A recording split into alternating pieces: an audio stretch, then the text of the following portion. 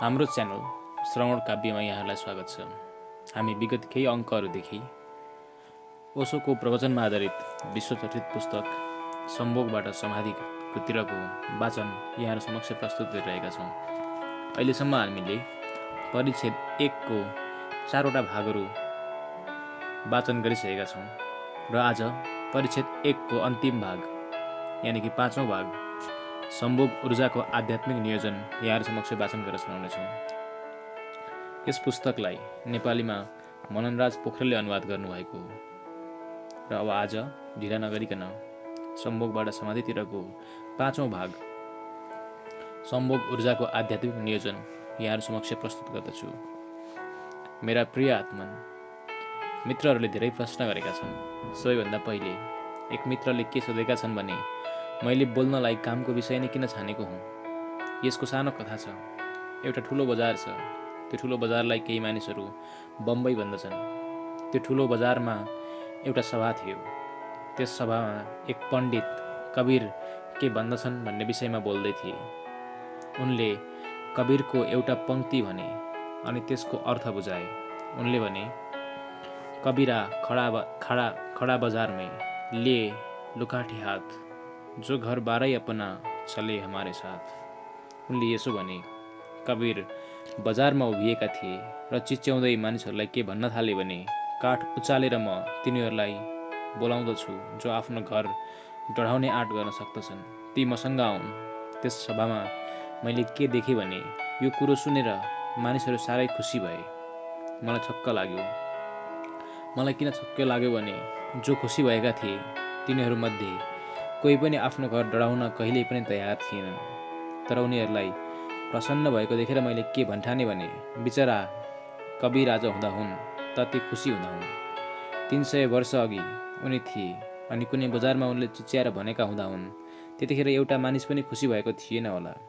मानिसको जात नै मरिछ।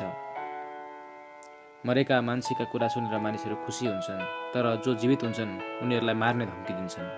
मैले सोचेँ, आज कबीर बम्बईको त्यो ठुलो बजारमा हुँदा हुन् त मानिसहरू प्रसन्न भएका छन् भनेर कति खुसी हुन्थे होला। कबीर के भन्दछन् भन्ने कुरा सुनेर मानिसहरू प्रसन्न भएका छन्। कबीरलाई सुनेर उनीहरू कहिल्यै खुसी भएका थिएनन्। तर मानिसहरूलाई प्रसन्न भएको देखेर मलाई कस्तो लाग्यो भने जो आफ्ना घर डढाउन पनि आँट गर्दछन् र खुसी हुन्छन् उनीहरूसँग आज मनका कुरा गरौँ। अनि म पनि त्यही धोकामा परेँ जब कबीर र क्राइस्ट अनि सारा मानिसहरू सधैँ पर्दै आएका छन्। त्यसैले मैले मानिसहरूसँग सत्यका केही कुरा गर्न खोजेँ अनि सत्यका विषयमा केही कुरा भन्नु छ भने सबैभन्दा पहिले त्यस असत्यलाई हटाउनु जरुरी हुन्छ जसलाई मानिसहरूले सत्य ठान्दै आएका छन्। जसलाई हामी सत्य ठान्दछौँ अनि जुन सत्य होइन, जबसम्म त्यसलाई हटाइँदैन त्यतिन्जेल सत्य के हो भनेर जान्ने काममा कुनै पाइलो चाल्न सकिँदैन। मलाई त्यस सभामा के भनिएको थियो भने म प्रेमका बारेमा केही बोलौँ। अनि मलाई के लाग्यो भने प्रेमका सम्बन्धमा त्यतिन्जेल कुरा नै बुझिँदैन जबसम्म हामी काम र यौनका सम्बन्धमा केही गलत धारणाहरू लिएर बसेका हुन्छौँ। यौनका सम्बन्धमा गलत धारणाहरू छन् भने प्रेमका सम्बन्धमा हामी जे जति कुराहरू गर्दछौँ त्यो अपुरो हुन्छ, त्यो झुटो हुन्छ, त्यो सत्य हुन सक्दैन। त्यसैले त्यस सभामा मैले काम र यौनका सम्बन्धमा केही कुरा भने। कामको ऊर्जा नै रूपान्तरित भई प्रेमको अभिव्यक्ति बन्दछ भन्ने कुरा भने। एउटा मानिस मल किनेर ल्याउँदछ, फोहोर र दुर्गन्धले भरिएको।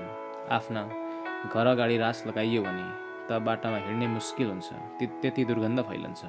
तर अर्को मानिस भने त्यही मललाई बगैँचामा छर्दछ र फुलका बिउ रोप्दछ। त्यसपछि ती बिउ ठुला हुन्छन्, बिरुवा बन्दछन् अनि फुल फुल्दछन् अनि फुलको सुगन्ध छरछिमेकमा घरमा निमन्त्रण भनेर फैलन्छ। बाटो हिँड्दै गरेका मानिसहरूलाई पनि त्यस सुगन्धले छुन्छ। उनीहरूलाई बिरुवाको गुन्जिरहेको सङ्गीत अनुभव हुन्छ।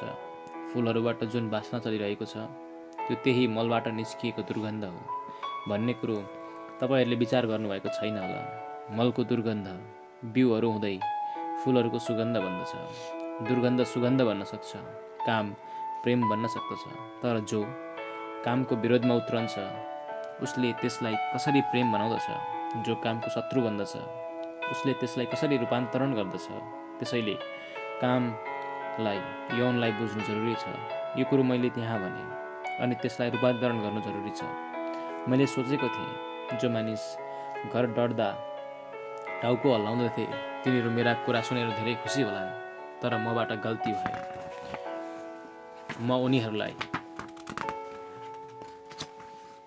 म मञ्चबाट तल ओर्लदा त्यहाँ मञ्चमा जति पनि नेता थिए, जति संयोजक थिए, ती सबै हिँडिसकेका थिए।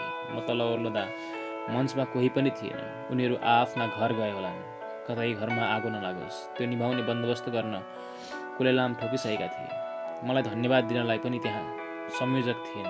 जति पनि सेता टोपीहरू थिए, जति पनि खाँडी लगाउनेहरू थिए, कोही पनि मञ्चमा थिएनन्, हिँडिसकेका थिए। नेता कमजोर हुन्छ, ऊ अनुयायीहरूभन्दा पहिले नै सुइकुच्चा ठोक्दछ।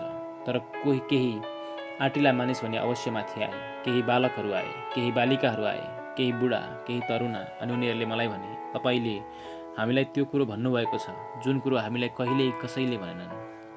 हाम्रा आँखा उघारिदिनु भयो, हामीलाई प्रकाशको अनुभव भएको छ। अनि मैले के सोचेँ भने यस कुरालाई अझै राम्ररी पुरै भन्नु नै उचित हुन्छ। त्यसैले आज मैले यहाँ यो विषय रोजेँ।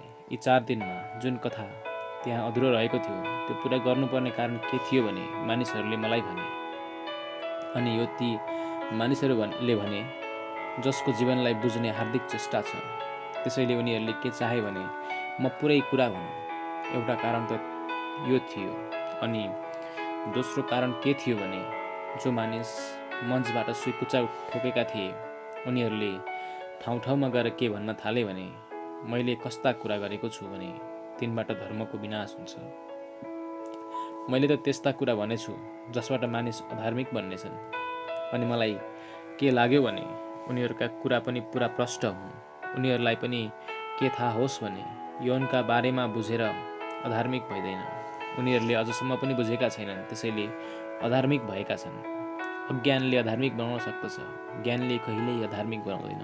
ज्ञानले अधार्मिक बनाउँदो हो त म के भन्दछु भने धार्मिक बनाउने अज्ञानको सट्टा अधार्मिक बनाउने त्यस्तो ज्ञान नै उचित हुन्छ। किनभने जुन अज्ञानले धार्मिक बनाउँदछ त्यो धर्म पनि दुई कौडीकै हुन्छ। जुन अज्ञानको जगमा अडिएको हुन्छ, ज्ञानको आधारमा अडिएको सत्य नै धर्म हुन्छ। ज्ञानले मनुष्यलाई कहिल्यै कुनै हानि गरेको मैले देखेको छैन। हानि सधैँ अन्धकार र अज्ञानबाट मात्र हुन्छ। त्यसैले मनुष्य जाति भ्रष्ट भयो, यौनका सम्बन्धमा विकृत र विक्षिप्त भयो, सम्भोगका सम्बन्धमा पागल भयो भने त्यसको जिम्मेवार यौनका सम्बन्धमा ज्ञानको खोजी गर्ने मानिसहरू हुँदैन। त्यसको जिम्मा त ती नैतिक, धार्मिक र खोक्रा साधु सन्तहरूमाथि नै हुन्छ जसले मनुष्यलाई हजारौँ वर्षदेखि अज्ञानमा राख्ने चेष्टा गरेका छन्। मनुष्य जाति यौनबाट उतिखेरै मुक्त भइसक्ने थियो, तर त्यसो हुन सकेन। अँध्यारो रहिरहोस् भनेर चेष्टा गर्नेहरूका कारण नै त्यो हुन सकेन। त्यसैले मैले के बुझेँ भने अलिकति किरणले पनि यति छटपटी भयो भने पुरै प्रकाशबारे चर्चा गर्नु नै उचित हुन्छ, जसबाट ज्ञानले मानिसलाई धार्मिक बनाउँदछ कि अधार्मिक बनाउँदछ भन्ने कुरो प्रष्ट होस्। त्यही कारण परेकाले नै यो विषय रोजेँ। यो कारण नहुँदो हो त मलाई अपरझट यो रोज्ने ख्याल आउँदैन थियो होला, यस विषयमा केही कुरा पनि गर्दिन थिएँ होला। यसकारण ती मानिस धन्यवादका पात्र छन् जसले अवसर जुराइदिए र मैले यो विषय रोज्नु पर्यो। तपाईँले धन्यवाद दिनु छ भने मलाई नदिनु होला। भारतीय विद्या भवनमा जसले सभाको आयोजन गरेका थिए उनीहरूलाई नै धन्यवाद दिनु होला। उनीहरूले यो विषय छान्ने बनाइदिए। मेरो यसमा केही हात छैन। एक मित्रले के सोधेका छन् भने कामको रूपान्तरण नै प्रेम बन्दछ भन्ने कुरो मैले भनेको छु। त्यसैले उनले के सोधेका छन् भने आमाको छोराका लागि प्रेम के त्यो पनि काम हो, त्यो पनि यौन हो? अरूले पनि यस्तै खालका प्रश्न गरेका छन्। यसलाई अलिकति बुझ्नु आवश्यक छ। तपाईहरूले मेरा कुरा ध्यानपूर्वक सुन्नुभएको छ भने मैले के भनेको छु भने यौनका अनुभवका धेरै गहिराई छन् जहाँसम्म मानिस पुग्न पनि सक्दैन। यौनको अनुभवका 3 तह छन्। म तपाईँहरूलाई त्यो भने एउटा तह शरीरको तह हो, एकदम शारीरिक। एउटा मानिस वेश्या कहाँ जान्छ, उसलाई यौनको जुन अनुभव हुन्छ त्यो शरीरभन्दा गहिरो हुन सक्दैन। वेश्याले शरीर बेच्न सक्दछ तर मन बेच्न सकिँदैन। अनि आत्मा बेच्ने त उपाय नै छैन। शरीर पाउन सकिन्छ, एउटा मानिस बलात्कार गर्दछ तर त्यसबाट कसैको मन पाउन सकिँदैन अनि कसैको आत्मा पनि पाउन सकिँदैन। शरीरमाथि बलात्कार गर्न सकिन्छ, आत्मामाथि बलात्कार गर्ने उपाय न खोज्न सकिएको छ न खोज्न नै सकिन्छ। त्यसैले बलात्कारमा पनि जुन अनुभव हुन्छ त्यो शारीरिक हुन्छ। यौनको प्राथमिक अनुभव शरीरभन्दा गहिरो हुँदैन, तर शरीरको अनुभवमै जो अडिन्छन् उनीहरूले यौनको पुरा अनुभव पाउन सक्दैन। उनीहरूलाई मैले गहिराईका जुन कुरा गरेको छु यसको केही अत्तो नै हुन सक्दैन। धेरै मानिसहरू शरीरको तहमै अल्झिएका छन्। यस सम्बन्धमा के पनि जान्नु जरुरी छ भने जुन देशमा प्रेम बिना नै विवाह हुन्छ त्यहाँ शरीरको तहमा नै यौन जोडिन्छ, त्यसभन्दा गहिरोसम्म जान सक्दैन। विवाह दुई शरीरहरूको हुन सक्दछ, विवाह दुई आत्माहरूको होइन, दुई आत्माहरूको प्रेम हुन सक्दछ। त्यसैले प्रेमबाट विवाह हुने हो भने त विवाहले गहिरो अर्थ समात्छ। विवाह दुई पण्डित र दुई ज्योतिषीहरूका गणनाबाट हुन्छ, जातिको विचारबाट हुन्छ अनि धनको विचारबाट हुन्छ भने त त्यस्तो विवाह कहिल्यै पनि शरीरभन्दा बढी गहिरो हुन सक्दैन। तर यस्तो विवाहको एउटा फाइदा पनि छ, शरीर मनभन्दा बढी स्थिर वस्तु हो। त्यसैले जुन समाजमा शरीर नै विवाहको आधार हुन्छ ती समाजमा विवाह सुस्थिर हुन्छ, जीवनभरि चल्दछ। शरीर अस्थिर चिज होइन, शरीर अत्यन्त स्थिर चिज हो। त्यसमा बिस्तारै बिस्तारै परिवर्तन आउँदछ र पत्तो पनि पाइँदैन। शरीर जडताको तह हो। त्यसैले जुन समाजले विवाहलाई स्थिर बनाउनु जरुरी छ भन्ने ठाने एउटै विवाह हुनु नै पर्याप्त छ, परिवर्तनको आवश्यकता नपरोस्, तिनले प्रेमलाई अलग्याउनु पर्यो। किनभने प्रेम मनबाट हुन्छ र मन चञ्चल छ। जुन समाजले प्रेमका आधारमा विवाहको निर्माण गर्दछ ती समाजमा पारपाचुके अनिवार्य हुन्छ। ती समाजमा विवाह परिवर्तित हुन्छ। विवाह स्थायी व्यवस्था हुन सक्दैन, किनभने प्रेम तरल छ, मन चञ्चल छ, शरीर स्थिर र जड छ। तपाईका घरमा एउटा ढुङ्गो छ, बिहान ढुङ्गो जहाँ थियो साँझ पनि त्यही रहिरहन्छ। बिहान एउटा फुल फक्रिएको थियो, साँझसम्म ओइलाउँछ र झर्दछ। फुल जिउँदो छ, जन्मन्छ, बाँच्छ, मर्दछ। ढुङ्गो मृत छ, बिहान जस्तो थियो साँझ पनि त्यस्तै रहिरहन्छ। ढुङ्गो धेरै स्थिर छ, विवाह ढुङ्गो जस्तै हो। शरीरको तहमा जुन विवाह हुन्छ त्यसले स्थिरता ल्याउँदछ, समाजको हितमा हुन्छ, तर एक व्यक्तिको भने अहितमा हुन्छ। किनभने त्यो स्थिरता शरीरका तहमा ल्याइएको हुन्छ र प्रेमबाट जोगिएको हुन्छ। त्यसैले पति र पत्नीको सम्भोग र यौन शरीरको तहभन्दा गहिराईमा पुग्न सक्दैन।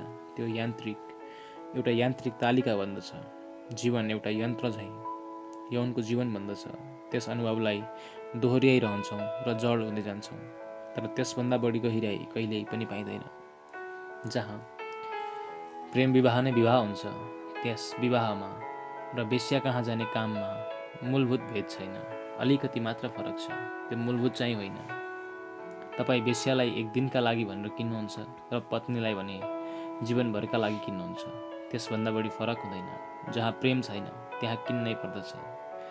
त्यो एक दिनका लागि किन्नुहोस् वा पुरै जिन्दगीका लागि किन्नुहोस्। यद्यपि दिनहुँ सँगै बस्दा भने बसाउटले गर्दा एक किसिमको सम्बन्ध भन्ने हुन्छ।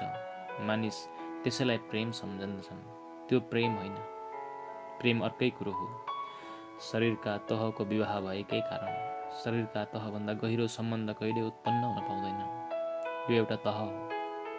दोस्रो तह यौनको हो, मनको तह, मानसिक। वात्स्यायनदेखि पण्डित कोकसम्म यौनका विषयमा जति पनि मानिसहरूले शास्त्र रचना गरेका छन् ती शरीरका तहभन्दा गहिरोसम्म जाँदैनन्। दोस्रो तह हो मानसिक। जो प्रेम गर्दछन् र त्यसपछि विवाहमा बाँधिन्छन् उनीहरूको यौन शरीरका तहभन्दा अलिकति गहिरो हुन्छ। त्यो मनसम्म पुग्दछ, त्यसको गहिराई मानसिक हुन्छ। तर त्यो पनि दिनहुँ दोहोरिरहनाले केही दिनमै शरीरका तहमा आइपुग्छ र यान्त्रिक हुन्छ। पश्चिमले 200 वर्षमा प्रेम विवाहको जुन व्यवस्थाको विकास गरेको छ त्यसले यौनलाई मानसिक तहसम्म मात्र लैजान्छ। त्यसै हुनाले पश्चिमा समाज अस्तव्यस्त भएको छ, किनभने मनको केही भर छैन। त्यसले आज एक थोक बन्दछ, भोलि अर्कै थोक भन्न थाल्दछ। बिहान एक थोक भन्दछ, साँझ अर्कै थोक भन्न थाल्दछ। एकैछिन अघि एक थोक भन्दछ अनि एकैछिन पछि अर्कै थोक भन्न थाल्दछ। तपाईँहरूले सुन्नुभएको पनि होला, बायरनले विवाह गरेपछि के भनिन्छ भने त्यतिन्जेल उनी 60-70 स्त्रीहरूसँग सम्बद्ध भइसकेका थिए। एउटी स्त्रीले उनलाई विवाहका लागि बाध्य नै पारिन्। त्यसैले उनले विवाह गरे अनि विवाह गरेर आफ्नी पत्नीको हात आफ्नो हातमा लिएर गिर्जाघरबाट ओर्लदै थिए। गिर्जाघरका घन्टीहरू बज्दैछन्, मैनबत्तीहरू भर्खरै मात्र बिलाएका छन्, बल्दैछन्। स्वागत गर्न आएका मित्रहरू बिदावारी हुँदैछन् अनि उनी आफ्नी पत्नीको हात समातेर अगाडि अड्याइएको बग्गीमा चढ्न गिर्जाघरका खुड्किला ओर्लदैछन्। त्यतिखेरै उनले गिर्जाघरका सामु एउटी अर्की स्त्री जाँदै गरेको देखे। एकछिनका लागि उनले आफ्नी पत्नी, उनको हात, आफ्नो विवाहलाई बिर्से। सारा प्राण त्यस स्त्रीका पछि लाग्न थाल्यो। उनी गएर बग्गीमा बसे। साह्रै इमान्दार मानिस थिए होलान्। उनले आफ्नी पत्नीलाई भने, तिमीले ध्यान दिएकी थियौ, एउटा अनौठो घटना भयो। हिजोसम्म तिमीसँग मेरो विवाह नहुँदा म के विचार गर्थेँ भने तिमीलाई म पाउँछु कि पाउँदिनँ। तिमी बाहेक म अरू कोही पनि देख्दिनथेँ।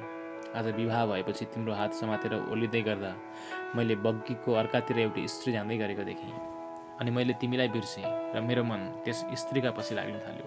अनि एकछिनका लागि मलाई कस्तो लाग्यो भने ती स्त्रीलाई मैले पाएको भए कस्तो हुँदो हो। मन त्यति चञ्चल छ जसलाई समाजलाई व्यवस्थित राख्नु थियो, उनीहरूले यौनलाई मनका तहसम्म पुग्नै दिएनन्। उनीहरूले शरीरका तहमै रोकिदिए। विवाह गर, प्रेम होइन। अनि विवाहबाट प्रेम आउँदछ भन्ने आओस्, आउँदैन भने नआओस्। शरीरका तहमा स्थिरता हुन सक्दछ, मनका तहमा स्थिरता हुन गाह्रो छ। तर मनका तहमा यौनको अनुभव शरीरका तहभन्दा बढी गहिरो हुन्छ। पूर्वको भन्दा पश्चिमको यौनको अनुभव बढी गहिरो छ।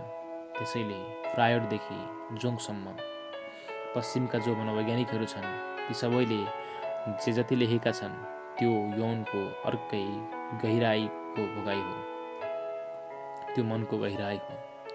तर म जुन यौनका बारेमा कुरा गर्दैछु त्यो तेस्रो तह हो। त्यो आजसम्म न पूर्वमा जन्मिएको छ न पश्चिममै। त्यो तेस्रो तह हो आध्यात्मिक। शरीरका तहमा पनि एउटा स्थिरता छ किनभने शरीर जड छ अनि आत्माका तहमा एउटा स्थिरता हुन्छ किनभने आत्माका तह कहिल्यै पनि कुनै परिवर्तन हुँदैन। त्यहाँ सबै शान्त हुन्छ, त्यहाँ सबै सनातन हुन्छ। बीचमा मनको एउटा तह छ जहाँ तरलता छ। मन पारा झैँ तरल छ, अलिकतिमै बदलिन्छ। पश्चिमले मनका बारेमा प्रयोग गर्दैछ, त्यसैले विवाह भङ्ग हुँदैछ, परिवार नाश हुँदैछ। मनसँगै विवाह र परिवार जान सक्दैन। अहिलेसम्म त 2 वर्षमा पारपाचुकै हुँदैछ, भोलि 2 घन्टामा पारपाचुकै हुन सक्दछ। मन त 1 घन्टामा परिवर्तन हुन्छ। त्यसैले पश्चिमका सारा समाज अस्तव्यस्त भएका छैन। पूर्वीय समाज व्यवस्थित थियो, तर यौनको जुन गहिरो अनुभूति थियो त्यो पूर्वलाई उपलब्ध हुन सकेन। एउटा अर्को स्थिरता पनि छ, एउटा अर्को क्षण पनि छ आध्यात्मको। त्यस तहमा जुन पति पत्नी एकपटक भेट्दछन् वा 2 व्यक्ति एकपटक भेट्दछन्, उनीहरूलाई कस्तो लाग्छ भने अनन्त जन्मका लागि एक भएका छौँ। त्यहाँ फेरि कुनै परिवर्तन हुँदैन। त्यस तहमा स्थिरता चाहिन्छ, त्यस तहमा अनुभव चाहिन्छ। म जुन अनुभवका कुरा गर्दैछु, जुन यौनका कुरा गर्दैछु त्यो आध्यात्मिक यौन हो। कामको वासनामा म आध्यात्मिक अर्थ नियोजन गर्न चाहन्छु। मेरा यी कुरा बुझ्नुहुन्छ भने तपाईँलाई के थाहा हुनेछ भने आमाको छोराका प्रतिको जुन प्रेम हुन्छ त्यो आध्यात्मिक काम हो, त्यो आध्यात्मिक यौनको भाग हो। यो त उल्टो कुरो भयो भन्नुहोला तपाईँ। आमाको छोरासँग कामको के सम्बन्ध? मैले पहिले नै के भनिसकेको छु भने पुरुष र स्त्री, पति र पत्नीको एकछिनका लागि मिलन हुन्छ। एकछिनका लागि दुवैका आत्मा एक हुन्छन् अनि त्यस क्षणमा उनीहरूलाई जुन आनन्दको अनुभव हुन्छ त्यही नै उनीहरूलाई बाँध्ने माध्यम बन्दछ। छोरो 9 महिनासम्म आमाको पेटमा हुन्छ र आमाको अस्तित्वसँग जोडिएको हुन्छ भन्ने कुरा के तपाईँले कहिल्यै विचार गर्नुभएको छ? एकछिनका लागि पति जोडिन्छ, छोरो 9 महिनासम्मका लागि एक हुन्छ, जोडिन्छ। त्यसैले आमाको छोरासँगको जुन गहिरो सम्बन्ध हुन्छ त्यो पतिबाट पनि कहिल्यै पनि हुँदैन, हुन पनि सक्दैन। पतिसँग एकछिनका लागि मिलन हुन्छ, फेरि बिछोड हुन्छ, एकछिनका लागि नजिक आउँदछ अनि फेरि कोसौँको दूरी हुन्छ। तर छोरोले भने 9 महिनासम्म आमाको सासबाट सास लिन्छ, ऊ आमाको हृदयबाट धड्किन्छ,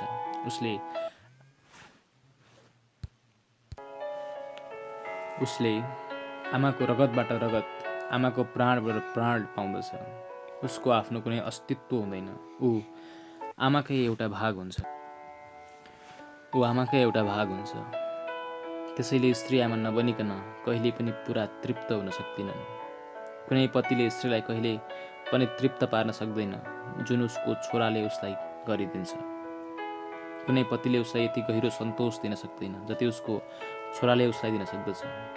आमा नबनिकन स्त्री पूर्ण हुन्न।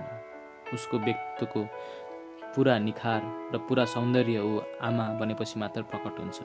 उसको आफ्नो छोरासँगको आत्मिक सम्बन्ध धेरै गहिरो हुन्छ। त्यसैले तपाईँ के पनि सम्झनुहोस् भने स्त्री आमा बन्नासाथ उसको यौनमा रुचि कम हुन्छ।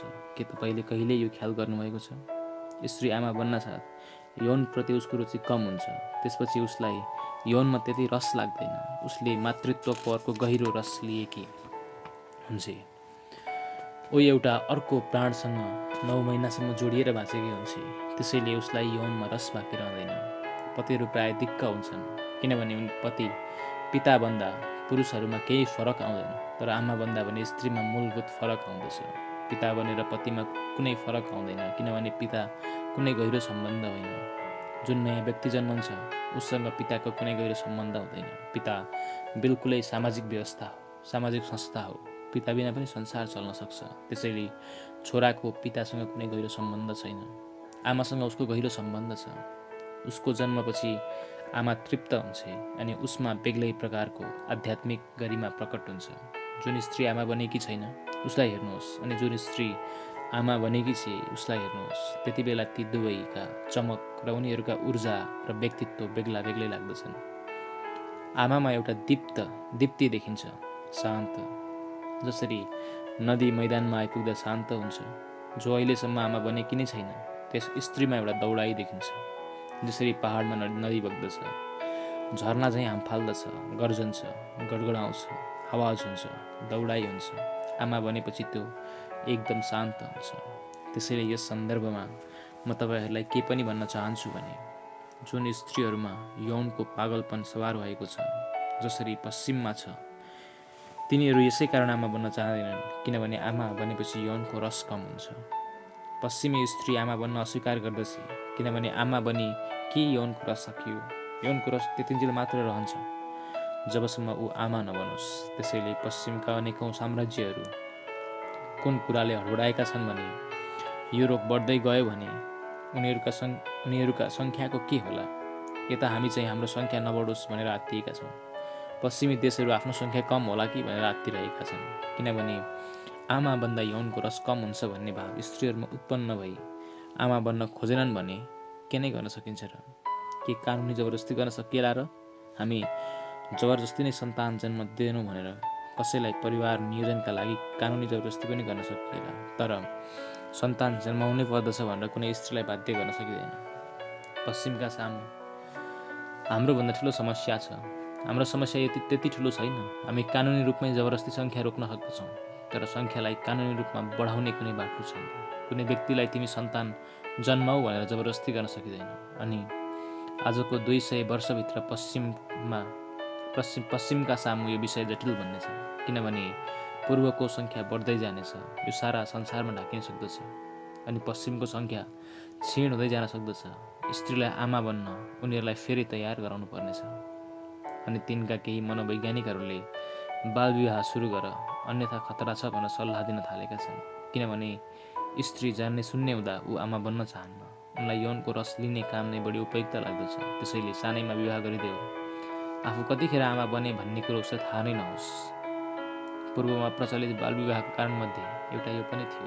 स्त्री जति युवा हुन्छ र जति समझदार हुन्छ अनि यौनको रस लिन थालेपछि ऊ आमा बन्नै चाहन्न। यद्यपि आमा बन्दा के लाभ हुन्छ भन्ने कुराको उसलाई पत्तो नै हुँदैन। त्यो त आमा बनेपछि मात्रै थाहा हुन सक्दछ। त्यसभन्दा अघि कुनै उपाय नै छैन। स्त्री आमा बनेर तृप्त हुन थाल्दछ। किन? उसले शिशुका साथ आध्यात्मिक तहमा यौनको अनुभव गरेकी हुन्छ। त्यसैले आमा र छोरा बीच आत्मीयता हुन्छ। आमाले आफ्नो छोराका लागि प्राण दिन सक्दछ। छोराको प्राण लिने कुरा आमाले सोच्न पनि सक्दिन। पत्नीले पतिको प्राण लिन सक्दछ। अनेकौँ पटक लिएका पनि छन्। प्राण लिइन् भने पनि जिन्दगीभरि प्राण लिने अवस्था सिर्जना गरिदिन्छ। तर छोराका लागि भने त्यसको कल्पना पनि गर्न सक्दिन। त्यो सम्बन्ध धेरै गहिरो छ। म तपाईँहरूलाई के पनि भनिदेऊ भने जब उसको आफ्ना पतिसँग सम्बन्ध गहिरो हुन्छ अनि उसलाई पति पनि छोरा जस्तै लाग्न थाल्दछ, पति चाहिँ होइन। यहाँ धेरै स्त्री र पुरुषहरू बसेका छन्। म उनीहरूलाई के सोध्दछु भने उनीहरूले आफ्नो स्त्रीलाई धेरै प्रेम गर्दा के उनीहरूले साना केटाकेटीहरूले आफ्ना आमासँग गरे जस्तो व्यवहार आफ्नी पत्नीसँग गरेनन् त? पुरुषहरूको हात स्त्रीका स्तनतिर किन पुग्दछ भन्ने कुरो के तपाईँहरूले विचार गर्नुभएको छ? ती साना केटाकेटीहरूका हात हुन् जो आफ्नी आमाको स्तनतर्फ पुग्दछन्। पुरुष स्त्रीका प्रति गहिरो प्रेमले भरिएपछि उसका हात स्त्रीका स्तनतिर बढ्दछन्। किन? यौनको स्तनसँग के सम्बन्ध छ? स्तनसँग कुनै सम्बन्ध छैन। स्तनसँग आमा र छोराको सम्बन्ध छ। केटाकेटीदेखि नै उसले जान्दै आएको छ। छोराको सम्बन्ध स्तनसँग छ अनि पुरुष गहिरो प्रेमले भरिएपछि ऊ छोरो बन्दछ। अनि स्त्रीको हात चाहिँ कहाँ पुग्दछ? त्यो पुरुषको शिरमा पुग्दछ। उसका कपालमा औँलाहरू चल्दछन्। यो पहिलेको छोराको सम्झना हो। त्यो पहिलेको छोराको शिर हो जसलाई उसले मुसारेकी थिए। त्यसैले प्रेम ठिकसँग आध्यात्मिक तहसम्म विकसित भएपछि त पति आखिरमा छोरा बन्दछ अनि छोरो हुनुपर्छ भन्ने तपाईँ के भन्ठान्नुहोस् भने हामीले तेस्रो तहमा यौनको अनुभव गऱ्यौँ, आध्यात्मका तहमा। यस तहमा भएको सम्बन्धका बारेमा हामीलाई केही थाहा छैन। पति पत्नीको सम्बन्ध त्यसैको तयारी हो, अन्त होइन। त्यो यात्राको प्रारम्भ हो, पूर्णता होइन। त्यसैले पति पत्नी सधैँ कष्टमा हुन्छन् किनभने त्यो यात्रा हो। यात्रा सधैँ कष्टमै हुन्छ। गन्तव्य पुगेपछि शान्ति प्राप्त हुन्छ। पति पत्नी कहिले शान्त हुन सक्दैनन्। त्यो बिचको यात्रा हो। अनि अधिकांश मानिस यात्राकै क्रममै समाप्त हुन्छन्, लक्ष्यसम्म पुग्नै पाउँदैनन्। त्यसैले पति पत्नीका बिचमा 24 घण्टा अन्तर्द्वन्द्व चल्दछ। 24 घण्टा झगडा चलिरहन्छ। जसलाई हामी प्रेम गर्दछौँ उसैसँग 24 घण्टा झगडा चल्दछ। तर झगडाको कारण के हो भनेर न पतिले नै बुझ्दछ न पत्नीले नै बुझ्दछ। पति के सोच्छ भने अर्कै स्त्री हुँदी हो त सबै ठिक हुन्थ्यो।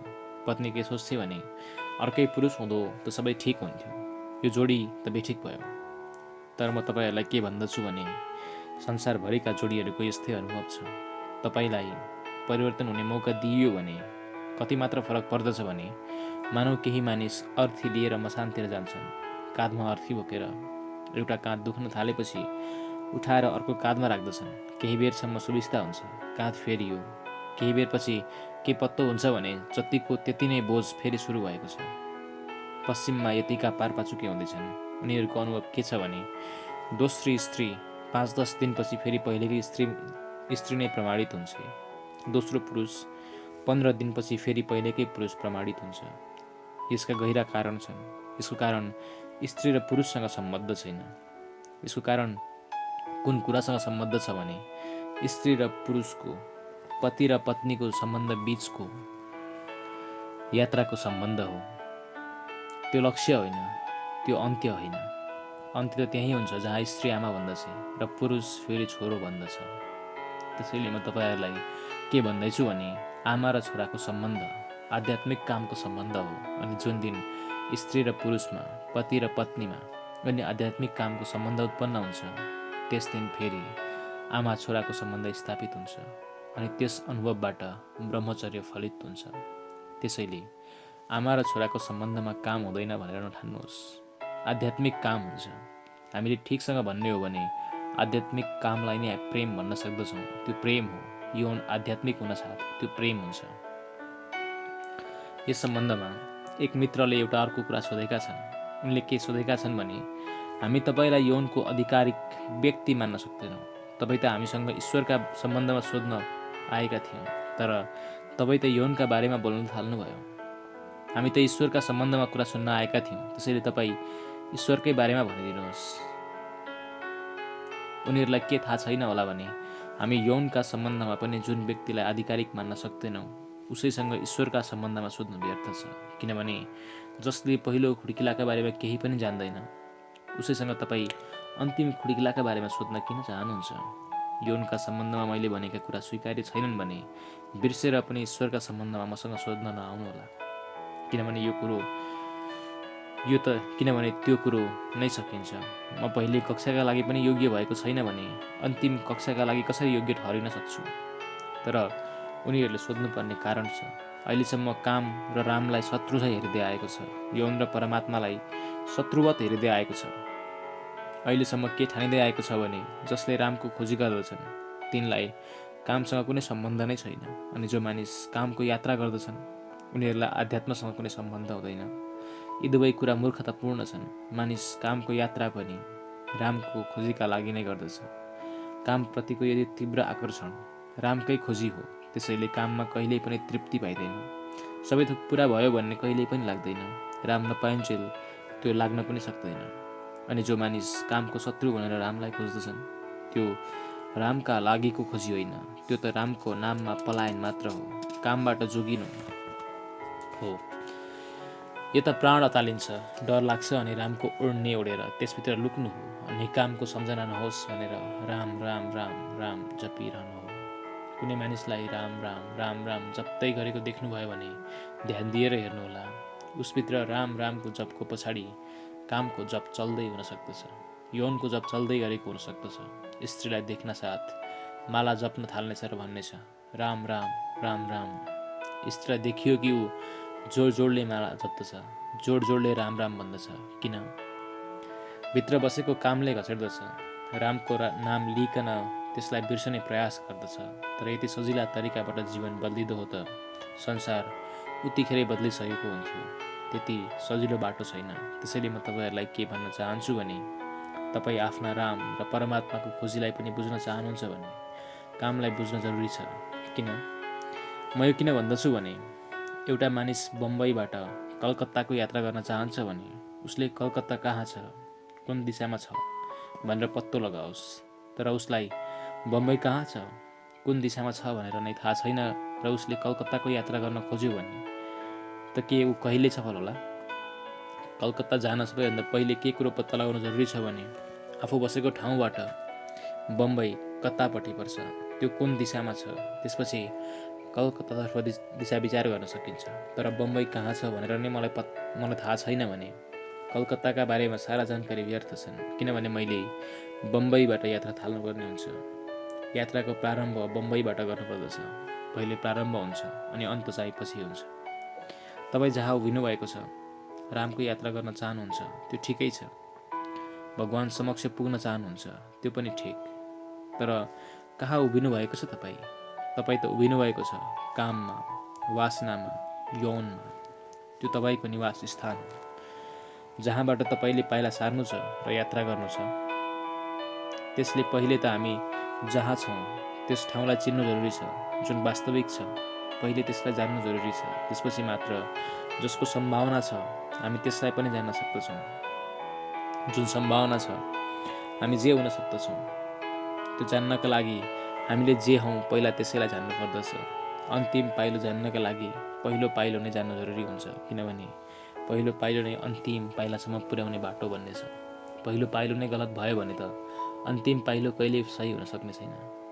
रामभन्दा बढी महत्त्वपूर्ण कामलाई बुझ्नु छ, परमात्माभन्दा पनि बढी महत्त्वपूर्ण यौनलाई जान्नु छ। किन यति महत्त्वपूर्ण छ? किन यो महत्त्वपूर्ण छ भने परमात्मासम्म पुग्नु छ भने त यौनलाई नजानिकन तपाईँ पुग्न सक्नुहुन्न। त्यसैले यो कुरो नसोध्नुहोस् म आधिकारिक व्यक्ति हुँ कि होइन भन्ने। आधिकारिकताको कुरो बाँकी रह्यो, त्यो कसरी निर्णय गरिन्छ? मैले नि यस सम्बन्धमा के भन्दा त्यो निर्णय हुँदैन। किनभने मेरा बारेमा नै निर्णय हुनु छ। म नै आधिकारिक व्यक्ति हुँ भनेर मैले भन्दा त त्यसको कुनै मतलब हुँदैन। किनभने मैले त आधिकारिक व्यक्ति होइन भने त्यसको कुनै मतलब छैन। किनभने मेरा दुवै वक्तव्यहरूका सम्बन्धमा के विचारणीय छ भने आधिकारिक व्यक्ति नै गैर आधिकारिक भन्दैछ। यस सम्बन्धमा म जे पनि भन्दछु त्यो व्यर्थ हो। म आधिकारिक व्यक्ति हुँ वा होइन त्यो त तपाईँ यौनको संसारमा प्रयोग गरी हेर्नुहोस्।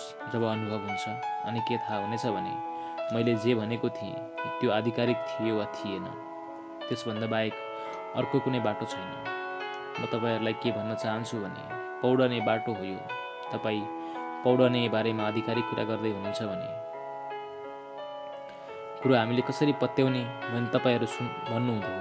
त्यसैले म के भन्दछु भने लौ तपाईँहरूलाई सँगै लिएर नदीमा हेलिन सकिन्छ।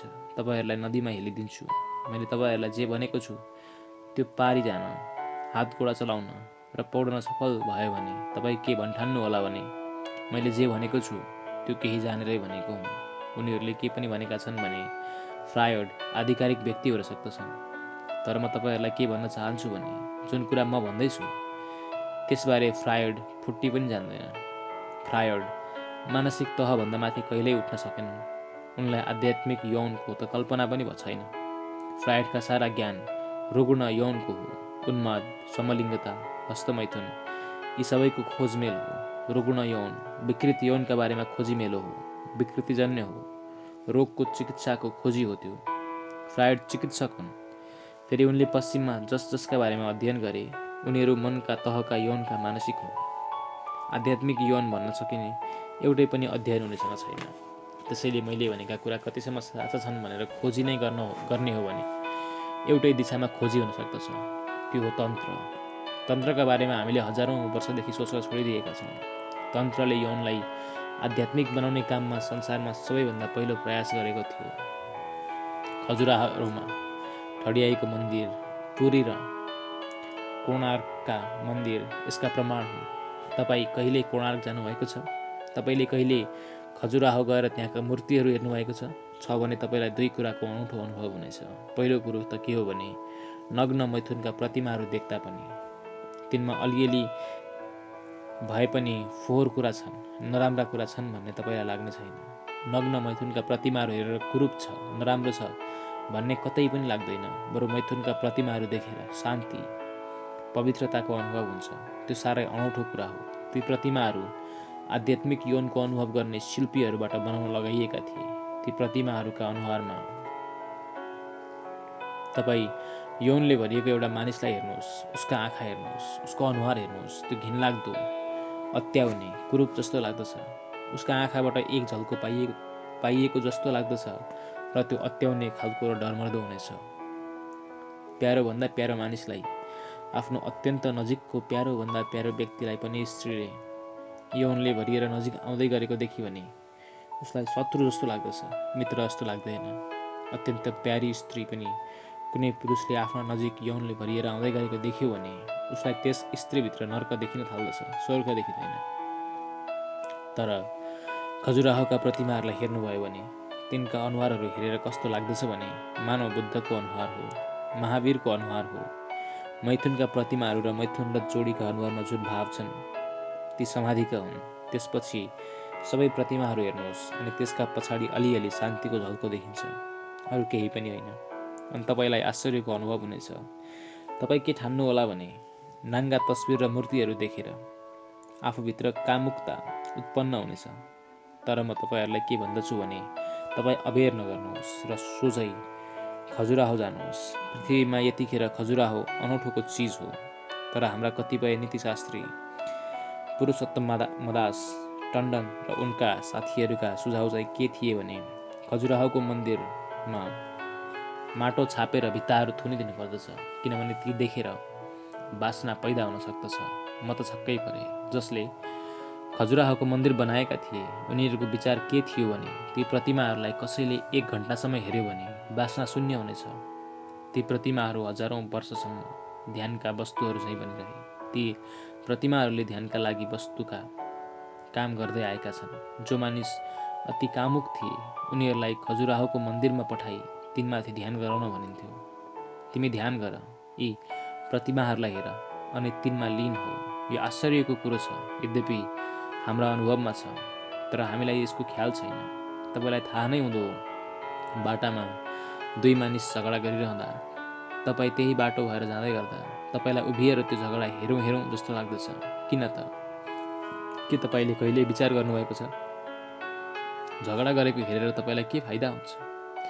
हजार जरुरी काम छोडेर तपाईँ उभि आधा घन्टासम्म दुई मानिसका बिचको मुक्कामुक्की हेर्न सक्नुहुन्छ। त्यसबाट के फाइदा हुन्छ? तपाईँलाई थाहा नहोला, एउटा फाइदा हुन्छ। दुई मानिसहरूलाई झगडा गर्दै गरेको देखेर तपाईँभित्र झगडा गर्ने जुन प्रवृत्ति छ त्यो विसर्जित हुन्छ, त्यसको निकास हुन्छ, त्यो बाफिएर जान्छ। कसैले मैथुनको प्रतिमालाई पनि शान्त भई 1 घन्टासम्म ध्यानमग्न भएर हेरोस्, उसभित्र मैथुन गर्ने जुन उन्माद भाव छ त्यो विलीन हुन्छ। एक मनोवैज्ञानिक कहाँ एक मानिसलाई जचाउन ल्याइएको थियो। ऊ कुनै कार्यालयमा काम गर्दछ अनि आफ्नो मालिकसँग, आफ्नो हाकिमसँग साह्रै रुष्ट छ। उसलाई मालिकले मन परिभन्दा उसलाई धेरै अपमान जस्तो लाग्दछ र उसका मनमा के लाग्दछ भने जुत्ता फुकालेर बजाइदिउँ, तर मालिकलाई कसरी जुत्ताले हान्नु र? यद्यपि त्यस्ता नोकर कमै होलान् जसका मनमा जुत्ताले फुकालेर बजाइदिउँ भन्ने ख्याल नआउँदो होस्। त्यस्तो नोकर खोज्न गाह्रो छ।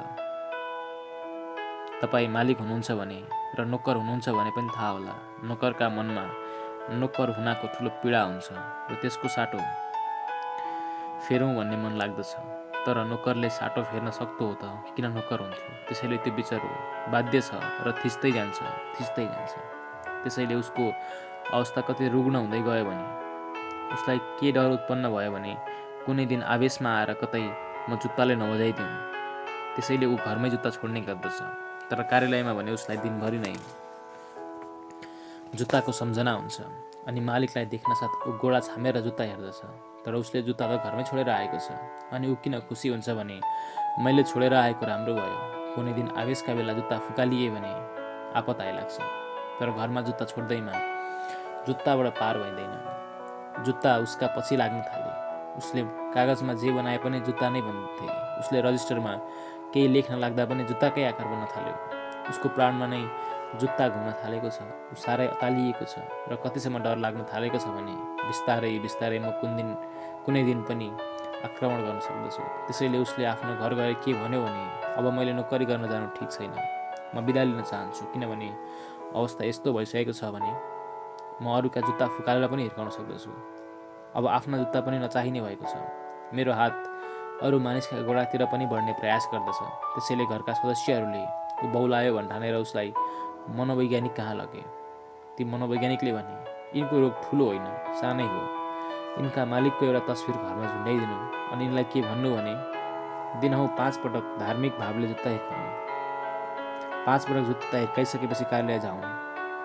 अन्त्यत धार्मिक भावले एक दिन पनि जुत्ताले हिर्काउने काम नछुटोस्। जसरी मानिस ध्यान जप गर्दछन् त्यसै गरी ठिक समयमा 5 पटक जुत्ता हिर्काउँ।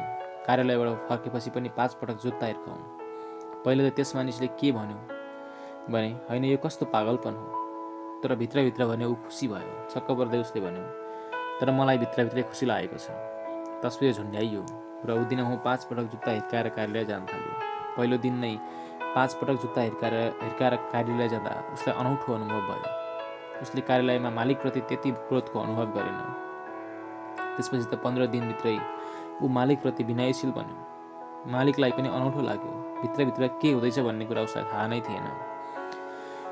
उनले उसलाई के सोधे भने अचल त तिमी साह्रै आज्ञाकारी, अति विनम्र भएका छौ, कुरा के हो? उसले भन्यो त्यो कुरो नसोध्नुहोस्, नत्र भने सबै डामाडोल हुनेछ। के भयो? तस्बिरलाई जुत्ताले हिर्काउँदैमा के हुन्छ र? तर तस्बिरलाई जुत्ता हिर्काउने जुन भाव छ त्यो तिरोहित भयो, त्यो बाष्पीभूत भयो। खजुराहोको मन्दिर वा कोणार्क र पुरीका जस्ता मन्दिर देशभरि नै गाउँ गाउँमा हुनुपर्दछ। बाँकी मन्दिरहरू चाहिँदैनन्। ती त मूर्खताका प्रमाण हुन्। तिनमा केही पनि छैन। तिनमा न कुनै वैज्ञानिकता छ, न कुनै अर्थ, न कुनै प्रयोजन छ। ती त शुद्ध मूर्खताका प्रमाण हुन्।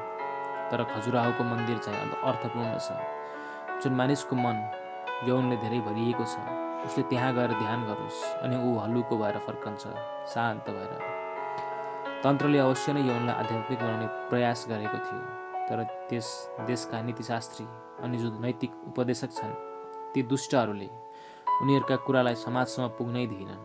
उनीहरू मेरा कुरा पनि पुग्न दिन चाहँदैनन्। यहाँबाट म भारतीय विद्या भवनमा प्रवचन दिएर जबलपुर फर्किएँ र तेस्रो दिन मैले के पत्र पाएँ भने, तपाईँ यस्ता कुरा बोल्न रोक्नुहुन्न भने तपाईँलाई गोली किन नठोक्ने?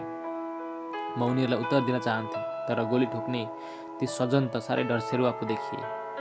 उनले न नाम लेखेका थिए न ठेगाना नै लेखेका थिए। कतै मैले प्रहरीलाई दिउँला कि भनेर डराएका हुँदा हुन्, तर उनी कहाँ कतै छन् भने भए पनि कुनै झ्याङ वा भित्ताका पछाडि लुकेका होलान्। उनी यहाँ कतै छन् भने म उनलाई के भन्न चाहन्छु भने प्रहरीलाई दिनुपर्ने खण्ड छैन। उनी आफ्नो नाम र ठेगाना मलाई पठाइदिउन्, जसबाट म उनलाई उत्तर दिन सकौँ। तर उनलाई आँट छैन भने उनले सुनुन् भनेर म यही उत्तर दिन्छु। पहिलो कुरो त के हो भने त्यति छिटो गोली ठोक्ने कुरा नगर्नुहोस्, किनभने गोली ठोक्न साथ म जे कुरा भन्दैछु ती परम सत्य भन्ने छन्। उनलाई यसको पत्तो हुनुपर्दछ। जिसस क्राइस्टलाई सुलीमा नटङ्ग्याइएको भए संसारले उनलाई उति बेलै बिर्सिसकेको हुन्थ्यो। उनलाई सुलीमा टङ्ग्याउने सजाय नदिएको भए जिसस क्राइस्टलाई संसारले उतिखेरै बिर्सिसकेको हुन्थ्यो। सुलीमा टङ्ग्याउनले ठुलो कृपा गर्यो। मैले त भित्रभित्रैबाट जो जीवनका गहिराइहरूको खोजी गर्दछन् यतिसम्म सुनेको छु, उनीहरूबाट मैले के पनि थाहा पाएको छु भने जिसस आफैले आफूलाई सुलीमा टङ्ग्याउने योजना र षड्यन्त्र गरेका थिए। जिससले आफूलाई सुलीमा टङ्ग्याइयोस् भनेर चाहेका थिए, किनभने सुलीमा टङ्ग्याउन साथ जिससले जे भनेका छन् त्यो करोडौँ करोड वर्षसम्म अमर हुनेछ र हजारौँ लाखौँ मानिसलाई काम लाग्नेछ। यस कुराको धेरै सम्भावना छ, किनभने जुडास जसले यीशुलाई चाँदीका 30 रुपैयाँमा बेच्यो यीशुका प्रिय शिष्यहरूमध्ये एक थियो। त्यसैले यीशुले नै उसलाई तिमी कोसिस गर, शत्रुसँग मिल अनि जसरी भए पनि मलाई अल्झाइदेऊ र सुलीमा टङ्ग्याइदेऊ भनेदेखि बाहेकको अवस्थामा यो किन सम्भव छैन भने जो वर्षौँदेखि यीशुसँग बस्दै आएको छ उसले चाँदीका 30 रुपैयाँमा यीशुलाई बेचिदिएको होस्। त्यसैले म जे भन्दैछु त्यसले अमृतको ठाउँ ल्याओस् र करोडौँ मानिसहरू उद्धार गरोस्। महावीरलाई सुलीमा नटङ्ग्याइएको भए संसारमा 30 लाख जैनहरू मात्र हुने थिएनन्, 30 करोड हुन सक्दथे। तर महावीर शान्तिपूर्वक मरे। उनलाई सुलीको पत्तो नै थिएन। न कसैले सुली लगायो न उनले नै लगाउने बन्दोबस्त गरे। आज आधा संसार इसाई छ, त्यसबाहेक यसको अरू कुनै कारण नै छैन भने एक्ला यीशु मात्र सुलीमा टाँगिएका छन्। न बुद्ध, न मोहम्मद, न महावीर, न कृष्ण, न राम। सारा संसार नै इसाई हुन सक्दछ। उनी सुलीमा टाँगिँदा त्यति फाइदा भयो। त्यसैले म उनलाई के भन्दछु भने हतार नगर्नुहोस्, नत्र भने त नोक्सानमा पर्नुहोला। अर्को कुरो के भन्न चाहन्छु भने तपाईँ नहडबडाउनुहोस्। खाटमै मर्ने पनि मेरो इच्छा छैन। कसै न कसैले मलाई गोली ठोकिदिउन् भनेर म पुरा कोसिस गर्नेछु। म आफै त्यो प्रयास गर्नेछु। उनले हतारिनु पर्ने आवश्यकता छैन। म के चाहन्छु भने समय आएपछि कसैले मलाई गोली ठोकिदियोस्। जीवन पनि काममा आउँछ अनि गोली लागेपछि मृत्यु पनि काम लाग्दछ। अझ जीवनभन्दा पनि बढी काम आउँछ। जिन्दगीले जे गर्न सक्दैन त्यो गोली लागेर भएको मृत्युले गरिदिन्छ। शत्रुहरूले अहिलेसम्म यो भुल गरेका छन्, अबुझ काम गरेका छन्। सुकरातलाई जसले सुलीमा टङ्ग्याइदिए, जसले विष खुवाइदिए, मन्सुरलाई जसले सुलीमा टङ्ग्याइदिए, अनि अहिले गोडसेले पनि गान्धीलाई गोली ठोकिदिए। गोडसेलाई के थाहा थिएन भने गान्धीका भक्त र गान्धीका अनुयायी गान्धीलाई यतिका समयसम्म स्मरण गराउने काममा कहिल्यै सफल हुन सक्दैनथे जति गोडसे एक्लैले गरिदिए। गान्धीले मर्ने बेलामा उनलाई गोली लागेका बखत हात जोडेर गोडसेलाई नमस्कार गरे होलान्। त्यो नमस्कार अर्थपूर्ण थियो। त्यो अर्थपूर्ण किन थियो भने मेरो अन्तिम शिष्य सामुन्ने आयो। अब उसले मलाई अन्तिम पटक र सदाका लागि अमर बनाइदिँदैछ। जसको आवश्यकता थियो भगवानले मानिस पठाइदिए। जिन्दगीको नाटक, जिन्दगीको जुन कथा छ त्यो साह्रै जेलिएको छ। त्यो त्यति नै सजिलो छैन। खाटमा मर्ने मान्छे सधैँका लागि मर्दछ। गोली खाएर मर्नेको मृत्यु साह्रै गाह्रो हुन्छ। सुकरातसँग कसैले सोध्यो उनका मित्रहरूले अब तपाईँलाई विष दिँदैछ र तपाईँ मर्नुहुनेछ, त्यसैले तपाईँलाई गाड्ने कस्तो व्यवस्था गरौँ? डढाउँ, चिहान बनाऊ, के गरौँ? सुक्रातले भने, हे पागलहरू, तिमीहरूले मलाई गाड्न सक्दैनौ भन्ने कुरा तिमीहरूलाई थाहा छैन र? तिमीहरू सबै नामेट भइसकेपछि पनि म जिउँदै हुन्छु। मैले मर्ने जुन तरिका छानेको छु त्यो सधैँ बाँचिरहने खालको छ। त्यसैले ती मित्र कहाँ छन् भने, कहीँ छन् भने उनलाई हतार गर्नुहुन्न भन्ने कुरो थाहा हुनुपर्ने हो। हतार गर्दा उनकै नोक्सानी हुन्छ। मलाई त केही पनि हुँदैन, किनभने जसलाई गोली लाग्न सक्दछ त्यो म होइन। जो गोली लागिसकेपछि पनि बाँच्दछ त्यही हुँ। त्यसैले उनले हतार नगरून्। दोस्रो कुरा के हो भने, उनी नहडबडाउन् पनि। खाटमै नमरौँ भनेर म यथासम्भव कोसिस गर्नेछु। त्यसरी मर्नु त गडबड नै हुन्छ। त्यो त बेकारकै मर्नु हो। त्यो निरर्थक मृत्यु हो। मृत्युको पनि सार्थकता चाहिन्छ। तेस्रो कुरा के हो भने, हस्ताक्षर गर्न नडराउनुहोस्, ठेगाना लेख्न पनि नडराउनुहोस्, किनभने कुनै मानिस मलाई मार्न तयार भएको छ भन्ने मलाई लाग्यो भने उसले मलाई जहाँ बोलाउँदछ म कसैलाई केही खबरै नगरी चुपचाप त्यहाँ आउन सधैँ तत्पर छु, जसबाट उसमाथि पछि समस्या नआओस्। तर यस्ता पागलपन सुझ्दछन्। यस प्रकार धार्मिक अनि विचार जसले लेखे पनि उसले के सोचेर लेखेको छ भने उसले धर्मको रक्षा गर्दैछ।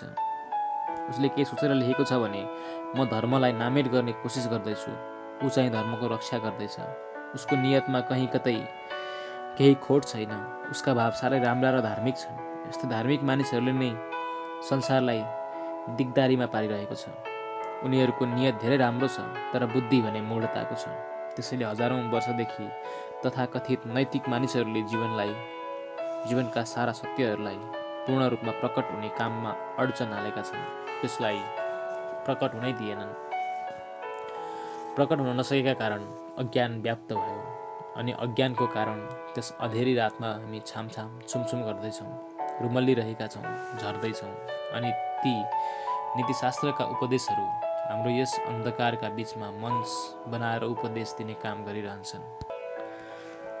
कुन कुरो पनि सत्य हो भने जुन दिन हामी असल मान्छे बन्दछौँ, जुन दिन हाम्रो जीवनमा सत्यका किरण आउनेछन्, समाधिको झल्को आउनेछ, जुन दिन हाम्रा सामान्य जीवन पनि परमात्मा जीवनमा रूपान्तरित हुन थाल्नेछन्, त्यस दिन उपदेशकहरू व्यर्थ हुनेछन्। उनीहरूका लागि कुनै ठाउँ रहने छैन। उपदेशकहरू त्यतिन्जेल मात्र सार्थक हुन्छन् जति बेलासम्म मानिसहरू अँध्यारामा रुमल्लिरहन्छन्। गाउँमा चिकित्सकको त्यतिन्जेल मात्र आवश्यकता पर्दछ जति बेलासम्म मानिसहरू बिरामी परिरहन्छन्। जुन दिन मानिस बिरामी हुन छोड्दछ त्यस दिन चिकित्सकलाई बिदा दिनुपर्ने हुन्छ। त्यसैले चिकित्सकले माथिबाट बिरामी मानिसको उपचार गर्दै गरेको भान हुन्छ, तर भित्रबाट उसको प्राणको आकाङ्क्षा के हुन्छ भने मानिसहरू बिरामी परिरहन्। यो त उल्टो कुरा भयो, किनभने मानिस बिरामी पर्नाले नै चिकित्सक बाँच्दछ। उसको पेसा त परस्पर विरोधी छ। उसको प्रयास नै के हुन्छ भने मानिस बिरामी परिरहन्। जब औलो ज्वरो सर्दछ र फ्लूको हावा चल्दछ अनि उसले एकान्तमा भगवानलाई धन्यवाद दिन्छ, किनभने अब धन्दाको समय आयो। मैले सुनेको छु, एक रात एउटा भट्टीमा केही मित्र आएर अबेरसम्म खानपिन गरिरहे, रक्सी खाँदै रहे। उनीहरूले धेरै रमाइलो गरे अनि उनीहरू मध्यरातमा हिँड्न लाग्दा भट्टीका मालिकले आफ्नो पत्नीलाई के भन्यो भने, भगवानलाई धन्यवाद, साह्रै भलाद्मी मानिसहरू आए। यस्ता मानिसहरू दिनहुँ आए भने त थोरै दिनमै हामी मालामाल हौँला। बिदा हुन लागेका पाहुनाहरूले यो कुरो सुने अनि जसले पैसा तिरेको थियो उसले के भन्यो भने, मित्र, हाम्रो पेसा पनि दिनहुँ चलोस् भनेर भगवानसँग प्रार्थना गर्नुहोस् अनि हामी पनि दिनहुँ आउँ। जाँदा जाँदै त्यस भट्टीका मालिकले सोध्यो, भाइ तपाईँहरूको पेसा के हो? उसले भन्यो, मेरो पेसा सोध्नुहुन्छ? म मसान घाटमा लास डराउने दाउरा बेच्दछु। मानिसहरू धेरै मरे भने मात्र मेरो पेसा चल्दछ अनि हामी अलिअलि खुसी हुन्छौँ। हाम्रो पेसा दिनहुँ चलोस् र हामी दिनदिनै यहाँ आइरहौँ। चिकित्सकको पेसा के हो भने मानिसहरूलाई निको पार्नु, तर फाइदा, लाभ र शोषण केमा छ भने मानिसहरू बिरामी परिरहनु। त्यसैले चिकित्सकले एउटा हातले निको पार्दछ अनि उसका मनभित्र चाहिँ के प्रार्थना चल्दछ भने बिरामी चाँडै निको नहोस्। त्यसैले धनी बिरामीलाई बिसेक हुन समय लाग्दछ, गरिब बिरामी चाँडै निको हुन्छ, किनभने गरिब बिरामीलाई लामो समयसम्म बिरामी भएर केही फाइदा छैन। चिकित्सकलाई कुनै फाइदा हुँदैन। चिकित्सकलाई त धनी बिमारीबाट फाइदा हुन्छ। त्यसैले धनी बिरामी लामो समयसम्म बिरामी हुन्छ। साँचो कुरो त के हो भने धनीहरू प्राय बिरामी परि नै रहन्छन्। चिकित्सकको प्रार्थनाले काम गरेको हुन्छ। उसको भित्री इच्छाले पनि बिरामी चाँडै बिसेक नै नहोस् भनेर उसको हातलाई रोक्दछ। उपदेशकको स्थिति पनि त्यस्तै छ। समाज जति नीतिभ्रष्ट हुन्छ, जति व्यभिचार फैलन्छ, जति अनाचार फैलन्छ, त्यति नै उपदेशकको मञ्चमाथि उठ्न थाल्दछ। किनभने उसले मानिसहरूलाई यसो भन्ने आवश्यकता परिआउँछ, अहिंसाको पालना गर, सत्यको पालना गर, इमान्दार भन, यो व्रत पालना गर, त्यो व्रत पालना गर। मानिसहरू व्रती बन्ने, संयमी बने, शान्त बने, इमान्दार भयो भने त उपदेशक मर्दछ, जसको कुनै ठाउँ नै बाँकी रहँदैन। हिन्दुस्तानमै सारा संसारका भन्दा धेरै उपदेशक किन छन् त? गाउँ गाउँमा गुरु पनि, घर घरमा स्वामी र सन्यासीहरू किन छन् त? महात्माहरूको यति घुइँचो र लाम किन छ? सन्त महात्माहरू जन्मने धार्मिक देश भएका कारणले त्यसो भएको चाहिँ होइन। त्यसो किन भएको हो भने यतिखेर पृथ्वीमा यो देश सबैभन्दा बढी अधार्मिक र अनैतिक भएको छ। यही कारणले नै यतिका उपदेशकहरू पाल्ने ठेक्का र धन्दा पाइन्छ। हाम्रो त जातीय रोग भएको छ। मैले के सुनेको छु भने अमेरिकामा कसैले एउटा लेख लेखेको थियो। कुनै मित्रले त्यो लेख म कहाँ पठाइदिए। त्यसमा एउटा कमी थियो। उनले मेरो सल्लाह खोजेका थिए। त्यहाँ कसैले लेख लेखेको थियो, ख्यालको कुनै लेख थियो। उसले के लेखेको थियो भने प्रत्येक मानिस र जातिको मूल चरित्र र लक्षण कस्तो छ भने रक्सी खुवाएर थाहा पाउन सकिन्छ। उसले के लेखेको थियो भने डच मानिसलाई रक्सी खुवाइयो भने ऊ एक्कासी खानेकुरालाई झम्टन्छ अनि ऊ भान्साबाट बाहिर निस्किँदैन। ऊ कुर्सीबाट उठ्दैन। रक्सी खाएपछि त ऊ 2-3 घन्टासम्म खान थाल्दछ। फ्रान्सेलीलाई रक्सी खुवाइयो भने रक्सी खाएपछि ऊ नाचगानका लागि तम तयार हुन्छ। अङ्ग्रेजलाई रक्सी खुवाइयो भने ऊ चुप लागेर एउटा कुनामा बसिरहन्छ। ऊ त त्यसै पनि चुप नै लागिरहन्छ। तर रक्सी खाएपछि उसको चरित्र के हुन्छ भने ऊ अझै चुप लाग्दछ। यस्तै गरी संसारका सारा मानिसहरूका लक्षण थिए, तर बिर्सेर हो वा अज्ञानका कारणले हो। भारतका बारेमा केही पनि लेखेको थिएन। त्यसैले कुनै मित्रले मलाई लेख पठाइदिए अनि तपाईँ भारतको चरित्रका बारे के भन्नुहुन्छ भनेर सोधे। भारतीयलाई रक्सी खुवाइयो भने के होला? अनि मैले के भने त्यो त सबैलाई थाहा छ। भारतीयले रक्सी खान्छ अनि तत्कालै उपदेश दिन थाल्दछ। यो उसको चारित्रिक गुण हो। यो उनीहरूको जातीय गुण हो। उपदेशकहरूको समाज र साधु सन्त र महात्माहरूका यी लामा लड्काहरू रोगका लक्षण हुन्। ती अनितिका लक्षण हुन्। मजा लाग्दो कुरो के छ भने यी मध्ये कोही पनि भित्र हृदयदेखि नै अनिति हराओस्, रोग हराओस् भन्ने चाहँदैनन्। किनभने ती हराउन साथ उनीहरू पनि नामेट हुन्छन्। भित्रको पुकार नै के हुन्छ भने रोग रहिरहोस् र बढ्दै जाओस्। त्यस रोगलाई बढाउने सबैभन्दा सजिलो उपाय के हो भने जीवनका सम्बन्धमा सर्वाङ्गीण ज्ञान उत्पन्न हुन नसकोस्। त्यसैले जीवनको सबैभन्दा गहिरो जुन केन्द्र छ, जसको अज्ञानका कारण अनीति र व्यभिचार अनि भ्रष्टाचार फैलिँदैछन्, ती केन्द्रहरूका बारे मानिसले कहिल्यै ज्ञान पाउन सकेको छैन। किनभने ती केन्द्रहरूको ज्ञान पाएपछि मनुष्यको जीवनबाट अनीति बेरै नलाई बिदा हुन सक्दछ। त्यसैले म तपाईँहरूलाई के भन्न चाहन्छु भने यौन मनुष्यको अनीतिको सर्वाधिक केन्द्र हो। मनुष्यको व्यभिचारको, मनुष्यको विकृतिको सबैभन्दा मौलिक, सबैभन्दा आधारभूत केन्द्र त्यही छ। त्यसैले धर्मगुरुहरू त्यसका बारे अलिकति पनि कुरा गर्न चाहँदैनन्। एक मित्रले मलाई के खबर पठाए भने कुनै पनि सन्त महात्मा यौनका कुरा गर्दैनन्, तर तपाईँले यौनका कुरा गर्दा भने हाम्रा मनमा तपाईँप्रतिको आदर धेरै कम भएको छ। मैले उनलाई भने त्यसमा केही पनि गल्ती भएको छैन। पहिले आदर थियो, त्यसमा गल्ती थियो, त्यसमा के गल्ती भयो? म प्रति आदर हुनै पर्ने के छ र? मलाई आदर गर्ने प्रयोजन के हो? मलाई आदर गर्नुहोस् भनेर मैले कहिले भनेको छु र? गर्नुहुन्थ्यो भने त तपाईँकै गल्ती हो। दिनुहुन्न भन्ने चाहिँ तपाईँको कृपा हो। म महात्मा बनिनँ। मैले महात्मा बनौँ भनेर कहिले इच्छा गरेको हुँदा त मलाई ठुलो पीडा हुन्थ्यो अनि म भन्ने थिएँ, क्षमा गर्नुहोला, मैले यी कुरा गल्तीले भने। म महात्मा थिइनँ। म महात्मा हुँदै होइन र महात्मा बन्नै चाहन्न। यति ठुलो संसारमा यतिका दिनहीन मानिस छँदै एउटा मानिसले महात्मा बन्न खोज्यो भने त्यसभन्दा निचो प्रवृत्ति र स्वार्थले भरिएको मान्छे अर्को हुन सक्दैन। यतिका दिनहीन मानिस र हीन आत्माहरूको विस्तार हुँदाहुँदै महात्मा हुने कल्पना र विचार नै पापपूर्ण हुन्छ। म महान मनुष्य त चाहन्छु, म महान मानिस चाहन्छु। महात्मा हुने चाहिँ मेरो मनमा कुनै इच्छा र आकाङ्क्षा छैन। महात्माहरूका दिनलाई बिदा गरिनुपर्छ। महात्माहरूको कामै छैन। महान मनुष्य चाहिएका छन्। महान मनुष्य त चाहिएको छ, महान मानिस होइन, महान मनुष्यता। महान मानिस धेरै भइसकेका छन्, त्यसबाट के फाइदा भयो र? अब महान मानिसहरू चाहिँदैनन्, महान मनुष्य त चाहिएको छ। त्यसैले मलाई कुन कुरामा खुसी लाग्यो भने कम्तीमा एउटा मानिसको भ्रम त हट्यो। एउटा मानिस भए पनि भ्रमरहित त भयो। एउटा मानिसलाई भए पनि के थाहा भयो भने यो मानिस महात्मा होइन भनेर। एउटा मानिसको भ्रम हट्यो, त्यो पनि ठुलै कुरा हो। सम्भवतः उनीहरूले के ठानेका होलान् भने मैले त्यस्ता कुरा गरिनँ भने मलाई महात्मा र महर्षि बनाउन सकिन्छ भनेर। त्यस्ता कुरा गरी लोभ्याएका होलान्।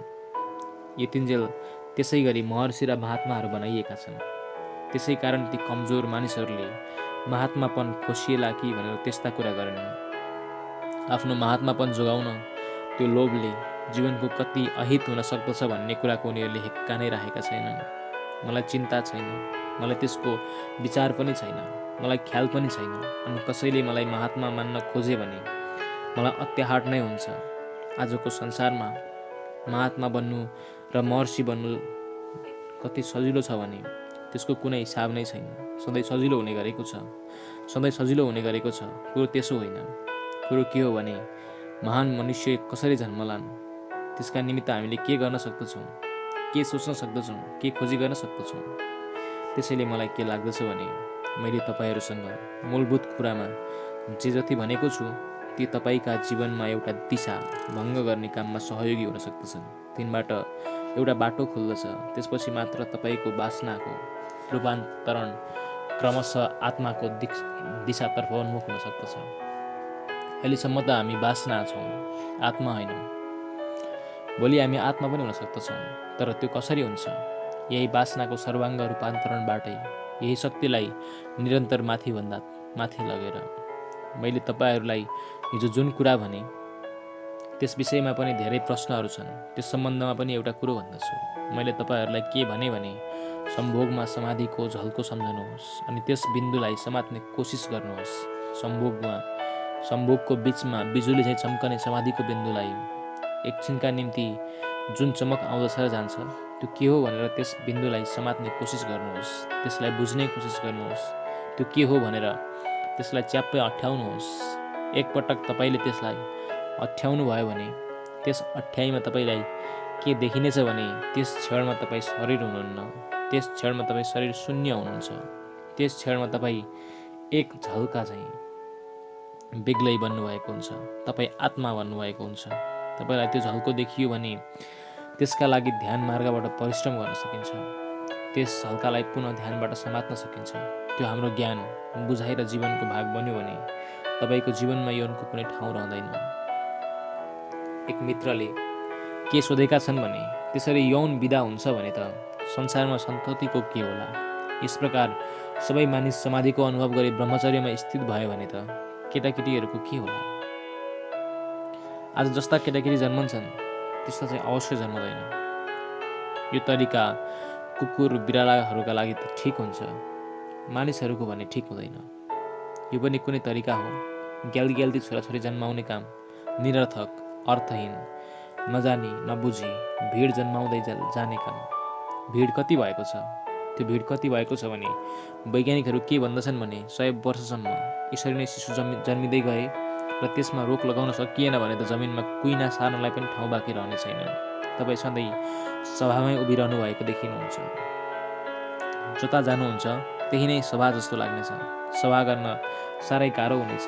यही स्थिति रहिरह्यो भने 100 वर्षभित्र कुइना सार्ने ठाउँ पनि रहने छैन। जताततै ब्रह्मचर्य हुने हो भने त शिशुहरू कसरी जन्मिएलान् भनेर ती मित्रले ठिकै कुरो सोधेका हुन्। उनलाई पनि म एउटा अर्को कुरा भन्न चाहन्छु। त्यो पनि अर्थपूर्ण छ र तपाईँले ख्याल गर्नुपर्ने हुन्छ। ब्रह्मचर्यबाट पनि शिशु जन्माउन सकिन्छ, तर ब्रह्मचर्यबाट शिशु जन्माउने सारा प्रयोजन र अर्थ भने फेरिन्छ। कामबाट शिशु जन्मन्छन्, यौनबाट शिशु जन्मन्छन्। कामबाट शिशु जन्माउनका लागि भनेर कोही पनि यौनमा लिप्त हुँदैन। शिशु जन्मनु आकस्मिक हो। तपाईँ अरू नै कारणले यौन समाउनुहुन्छ, बिचमा शिशु आइदिन्छ। शिशुका लागि तपाईँ कहिल्यै पनि यौन समात्नुहुन्न। शिशुहरू नबोलाइएका पाहुना हुन्, त्यसैले सन्तानहरूप्रति तपाईँका मनमा त्यो प्रेम हुन सक्दैन। नबोलाइएको पाहुनाप्रति कहाँ हुन्छ र? घरमा नबोलाइएको कुनै पाहुना आयो भने त घरको जे अवस्था हुन्छ, उसलाई सुत्नका लागि ओछ्यान ठिक पारिन्छ, उसलाई भोजन पनि खुवाइन्छ, सत्कार पनि गरिन्छ, हात पनि जोडिन्छ। तपाईँहरूलाई थाहा नै होला नबोलाइएको पाहुनाका कारण घरको अवस्था के हुन्छ भनेर। यो सबै माथि माथि नै हुन्छ, भित्र केही पनि हुँदैन। अनि हर वखत के ध्याउन्न हुन्छ भने तपाईँ कहिले बिदा हुनुहोला, तपाईँ कहिले जानुहोला। नबोलाइएका सन्तानमाथि पनि दुर्व्यवहार गरिन्छ। सद्व्यवहार हुन सक्दैन, किनभने उनीहरूलाई हामीले कहिल्यै रुचाएका थिएनौँ। ती हाम्रा प्राणका आकाङ्क्षामा नै थिएनन्। हामी त अन्तैतिर गएका थियौँ। उनीहरू सह उत्पादन भएका हुन्, उत्पादन होइनन्। आजका शिशु उत्पादन होइनन्, सह उत्पादन हुन्। उनीहरू उत्पत्ति होइनन्। जसरी गहुँबाट भुस निस्कन्छ, त्यसरी नै उनीहरूको उत्पत्तिको अवस्था हुन्छ। तपाईँको विचार, तपाईँको कामना अर्कै थियो। सन्तान चाहिँ अपरझट नै आएका हुन्। त्यसैले सारा संसारमा सधैँ यही कोसिस हुँदै आएको छ। बादशाहदेखि लिएर आजसम्म पनि यही कोसिस भएको छ। यौनलाई सन्तानहरूबाट जसरी भए पनि मुक्त गराउने, त्यसैबाट सन्ततिको नियमनको विकास भयो। शिशुबाट पनि जोगियौँ र यौनको पनि भोग गरौँ भनेर कृत्रिम साधनहरू विकसित भए। शिशुहरूबाट जोगिने चेष्टा हजारौँ वर्षदेखि नै चल्दै आएको छ। आयुर्वेदका ग्रन्थहरूमा ओखतीहरूको उल्लेख गरिएका छन्, जुन खाएपछि सन्तान जन्मदैनन्, गर्भधारण हुँदैनन्।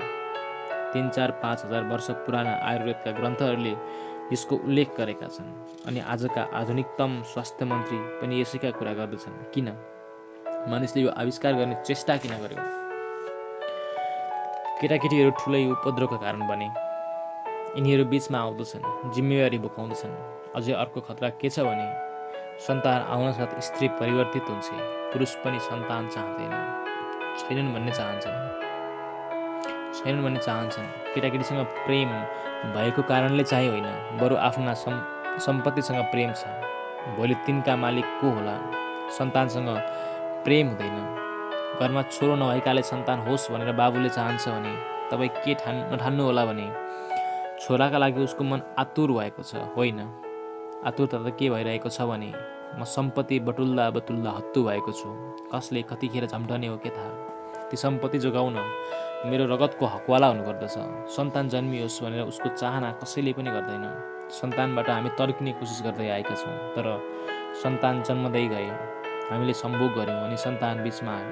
त्यो उससँग गाँसिएको सम्बन्ध थियो। ऊ कामजन्य सन्तान हो, ऊ कामुकताको सह उत्पादन हो। त्यसैले मनुष्य यति रोगी, यति दिनहीन, यति उदास, यति चिन्तित छ। ब्रह्मचर्यबाट पनि सन्तान जन्मन्छन्, तर ती सन्तानहरू यौनका सह उत्पादन चाहिँ हुँदैनन्। ती सन्तानका लागि यौन एउटा वाहन हुन्छ। ती सन्तानलाई ल्याउनका लागि यौन एउटा माध्यम बन्दछ। यौनसँग सम्बन्ध हुँदैन। मानव एउटा मानिस बैलगाडामा बसेर कतै गयो, उसलाई बैलगाडासँग के मतलब छ र?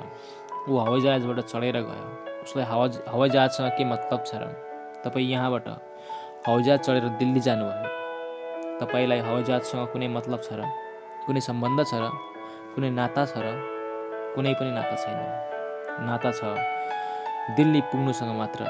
हवाईजहाज त साधन मात्र हो, माध्यम मात्र हो। मानिस ब्रह्मचर्यमा बसे पनि सम्भोगको यात्रा समाधिसम्म भयो भने त्यतिखेर पनि उनीहरूको सन्तानको चाहना राख्न सक्दछन्। तर ती सन्तानको जन्म उत्पत्ति हुन्छ, उनीहरू उत्पादन हुनेछन्, सृष्टि हुनेछन्। यौन चाहिँ माध्यम मात्र हुनेछ। अनि जसरी त्यतिन्जेल कोसिस गरिएको छ त्यसलाई ध्यान दिएर सुन्नुहोला।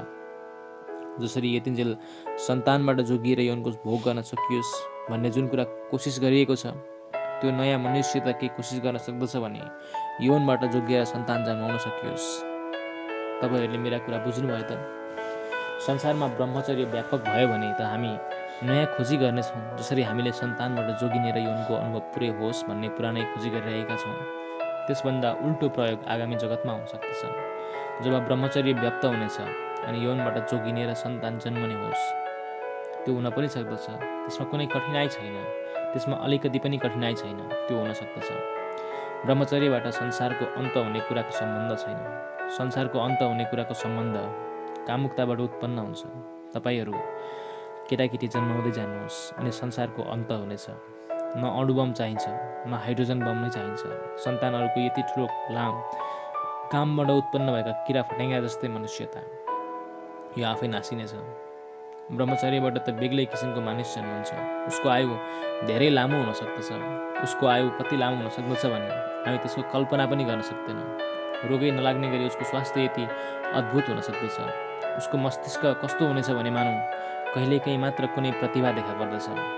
उसको व्यक्तित्वको सुगन्ध नै बेग्लै हुनेछ, बल नै बेग्लै हुनेछ, सत्य नै बेग्लै हुनेछ, धर्म नै बेग्लै हुनेछ।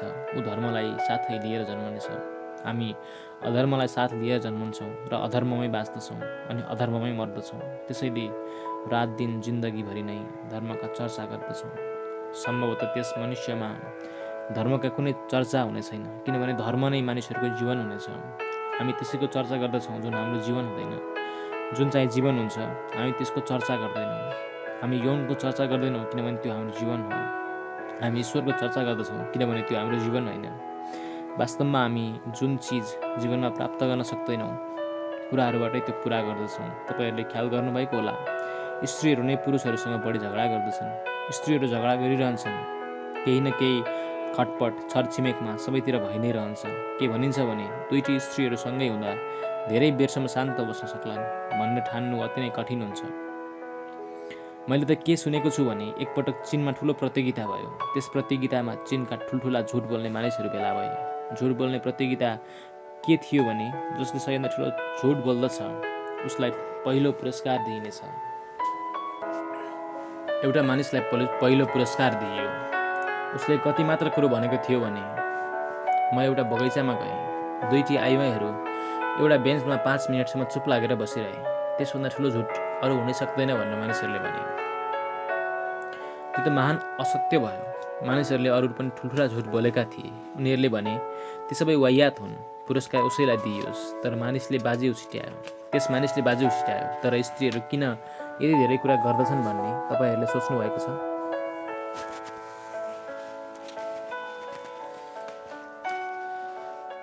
पुरुषहरू काम गर्दछन्, स्त्रीहरूको हातमा केही काम नै छैन अनि काम नभएपछि त कुरा त भइहाल्छन्।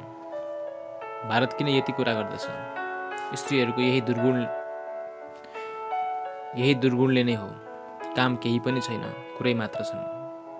ब्रह्मचर्यबाट एउटा नयाँ मानिसको जन्म हुनेछ जसले कुरा गर्ने छैन, बाँच्नेछ। उसले धर्मका कुरा गर्ने छैन, धर्ममा बाँच्नेछ। धर्म केही हो भन्ने कुरा मानिसहरूले बिर्सिनेछन्। त्यो त्यति स्वभाव हुन सक्दछ। त्यस मनुष्यका बारेमा विचार गर्नु अद्भुत हुन्छ। त्यस्ता केही मानिसहरू जन्मने गरेका छन्। उनीहरूको जन्म आकस्मिक थियो। कहिले महावीर जन्मन्छन्। कति सुन्दर मानिस जन्मन्छ भने उसले लुगा लगाउँदा पनि त्यति सुन्दर नदेखिँदो हो। नाङ्गै उभिदिन्छ। चारैतिर उसको सौन्दर्यको सुगन्ध फैलिन्छ। मानिसहरू महावीरलाई हेर्न आउँदछन्। मानौ त्यो सङ्गमरमरको प्रतिमा चाहिँ लाग्दछ। उसमा कति वीर्य उत्पन्न हुन्छ भने उसको नाम त वर्धमान थियो। मानिसहरू उसलाई महावीर भन्न थाल्दछन्। उसको ब्रह्मचर्यको तेज कति प्रकट हुन्छ भने ऊ बेग्लै मानिस हो भनेर मानिसहरू अभिभूत हुन्छन्। कहिले बुद्ध जन्मन्छन्, कहिले क्राइस्ट जन्मन्छन्, कहिले कन्फ्युसियस जन्मन्छन्। मनुष्य जातिको पुरै इतिहासमा जन्मनेहरूको सूचीमा हामी 10-20 नाम गन्ती गर्न सक्दछौँ। जुन दिन संसारमा ब्रह्मचर्यबाट शिशु जन्मनेछन्, तपाईँहरूलाई ब्रह्मचर्यबाट शिशु जन्मने कुरो नै अनौठो लाग्ला। म एउटा नयाँ अवधारणाका कुरा गर्दैछु। जुन दिन ब्रह्मचर्यबाट शिशु जन्मनेछन् त्यस दिन सारा संसारका मानिस यस्ता हुनेछन्, अति सुन्दर, अति शक्तिशाली, अति मेधावी, अति विचारशील, अनि उनीहरूको परमात्मालाई चिन्न कति बेर लाग्ला र? जसरी राति हामी सुत्दछौँ उनीहरूले परमात्मालाई पनि त्यसरी नै जान्नेछन्। तर जुन मानिसलाई निद्रा पर्दैन उसँग कसैले म त सिरानीमा टाउको राख्नसाथ घुप्लुक्क निदाउँछु भनेर भन्यो भने त्यस मानिसले यो त सोरै आना गलत झुटो कुरो हो भन्दछ। म त धेरै पटक कोल्टो फेर्दछु, उठ्दछु, बस्दछु, माला जप्दछु, गाई भैँसी गन्दछु, तर केही पार लाग्दैन, निन्द्रा लाग्दैन। तपाईँ झुटो बोल्नुहुन्छ। सिरानीमाथि टाउको राख्नसाथ निन्द्रा पर्ने कुरो कसरी हुन सक्छ र? सिरानीमाथि टाउको राख्ने बित्तिकै निन्द्रा पर्छ र? तपाईँ त ठाडै झुटो बोल्नुहुन्छ, किनभने मैले त धेरै प्रयोग गरिहेरेँ। रात छर्लङ्गै भए तापनि निन्द्रा त लाग्दैन। अमेरिकामा न्युयोर्क जस्ता सहरहरूमा 30 देखि 40% मानिसहरू निद्राको ओखती खाएर निदाउने गरेका छन्। अमेरिकाली मनोवैज्ञानिक के भन्दछ भने 100 वर्षभित्र न्युयोर्क जस्तो सहरमा एउटै मानिस पनि सहज रूपमा निदाउन सक्ने छैन, ओखती खानै पर्ने हुनेछ। त्यो किन हुन सक्दछ भने न्युयोर्कमा 100 वर्षपछि होला, हिन्दुस्तानमा 200 वर्षपछि होला, किनभने हिन्दुस्तानका नेताहरू कुन कुराका पछि लागेका छन् भने हामी त्यससँग भिडेर छोड्नेछौँ। हामी उनीहरूभन्दा पछि रहन सक्दैनौँ। उनीहरू के भन्दछन् भने हामी उनीहरूभन्दा पछाडि रहन सक्दैनौँ। उनीहरूका सबै रोगहरूसँग हामी भिडेरै छोड्दैछौँ। त्यसैले के पनि हुन सक्दछ भने 500 वर्षपछि सारा संसारका मानिस निद्राको ओखती खाएर मात्र निदाउन्। शिशु पहिलो पटक आमाको पेटबाट जन्मिँदा पनि उसले दुध नमाग्ला, उसले भन्ला लठ्याउने ओखती। तिम्रो पेटमा 9 महिनासम्म सुत्न सकिन, लठ्याउने ओखती कहाँ छ? 500 वर्षपछि उनीहरूलाई कुन कुराको विश्वास पार्न कठिन हुनेछ भने आजभन्दा 500 वर्ष पहिले सारा मनुष्यता आँखा चिम्लन्थे र घोप्लोके निदाउँथे। उनीहरूले भन्नेछन् असम्भव, यो कुरो असम्भव छ, त्यो हुनै सक्दैन, कसरी हुन सक्छ यो कुरो? म तपाईँहरूलाई भन्दछु, ब्रह्मचर्यबाट जुन जीवन जन्मने छ उसलाई के विश्वास गर्न कठिन हुनेछ भने मानिसहरू चोर थिए, मानिसहरू बेइमान थिए, मानिसहरू हत्यारा थिए, मानिसहरू आत्महत्या गर्दथे, मानिसहरू बिख खान्थे, मानिसहरू रक्सी खान्थे, मानिसहरू चक्कु रोप्दथे, मानिसहरू युद्ध गर्थे। त्यस्तो कसरी हुन सक्ला र भन्ने कुरामा विश्वास गर्न उनीहरूलाई गाह्रो पर्नेछ। अहिलेसम्म त कामबाटै जन्म भएको छ, त्यो पनि त्यस्तो कामबाट जुन शारीरिक कामभन्दा बढी चाहिँ होइन। आध्यात्मिक कामको जन्म हुन सक्दछ, नयाँ जीवनको प्रारम्भ हुन सक्दछ। त्यो नयाँ जीवनको प्रारम्भका लागि मैले यी 4 दिनमा तपाईँहरूलाई केही कुरा भनेको छु। मेरा कुरालाई यति प्रेमपूर्वक र शान्तिपूर्वक, यस्ता कुरा प्रेम र शान्तिपूर्वक सुन्न मुस्किल भएको हुँदो हो, सुन्नुभयो, साह्रै कठिन भएको हुँदो हो। एक मित्र त म कहाँ आए अनि के भन्न थाले भने 10-20 मानिसहरू जुर्क उठेर बन्द गर्नुहोस् यस्ता कुरा गर्नु हुँदैन भन्लान् कि भनेर डराएका थिए। मैले भने त्यति आँटिला मानिस हुँदा हुन त ठिकै थियो, कसैलाई बन्द गर्नुहोस् यी कुरा भन्न सक्ने त्यति आँटिला मानिस पनि कहाँ छन् र? त्यति मात्र पनि आँटिला मानिसहरू देशमा हुँदा हुन् त मूर्खहरूका लाम जो देशमा मनलाग्दी बोल्दैछन् त्यो उति बेलै रोकिसक्ने थियो, तर त्यो रोकिन सकेको छैन। मैले भने म त के प्रतीक्षा गर्दछु भने कुनै बेला हिम्मतिलो मानिस उभिएर के भनोस् भने बन्द गर्नुहोस् यस्ता कुरा, त्यतिखेर उसँग केही कुरा गर्दा मजा आउनेछ। त्यसैले यस्ता कुराहरूलाई कुनै मानिस उभिएर केही भनिदिइहाल्छ कि भनेर जसबाट मित्र डराएका थिए तपाईँहरूले यति प्रेमपूर्वक सुनिरहनु भयो। तपाईँहरू भलो मानिस हुनुहुन्छ र म तपाईँको जति गुण मानौँ त्यति नै कम हुन्छ। अन्तमा परमात्मासँग के कामना गर्दछु भने प्रत्येक व्यक्तिभित्रको जुन काम छ त्यो रामका मन्दिरसम्म पुर्याउने कुर्किलो बन्न सकोस्। धेरै धेरै धन्यवाद। अनि अन्तमा सबैका भित्र विराजमान परमात्मालाई प्रणाम गर्दछु। मेरो प्रणाम स्वीकार गर्नुहोस्। आजको वाचनमा ओशोको प्रवचनमा आधारित पुस्तक सम्भोगबाट समाधितिरको भाग 5 सँगसँगै परिच्छेद 1 पनि समाप्त भएको छ। हामी आगामी अङ्कमा परिच्छेद 2 युवक र यौनबाट वाचन सुरु गर्नेछौँ। तपाईँहरूले योभन्दा अघिका भागहरू सुन्न छुटाउनु भएको छ भने डिस्क्रिप्सनमा दिएको लिङ्क मार्फत गएर अगाडिका भागहरू सुन्न सक्नुहुनेछ र तपाईँहरूलाई सुन्न मन लागेका पुस्तकहरू कमेन्टमा जानकारी गराइदिनु भएदेखि हामी ती पुस्तकहरू पनि चाँडै हाम्रा आगामी अङ्कहरूमा समेट्नेछौँ। यति भन्दै हाम्रो च्यानल श्रवण काव्यलाई सुनेर सहयोग गरिदिनु हुने सम्पूर्णलाई धेरै धेरै धन्यवाद। हस्, नमस्कार।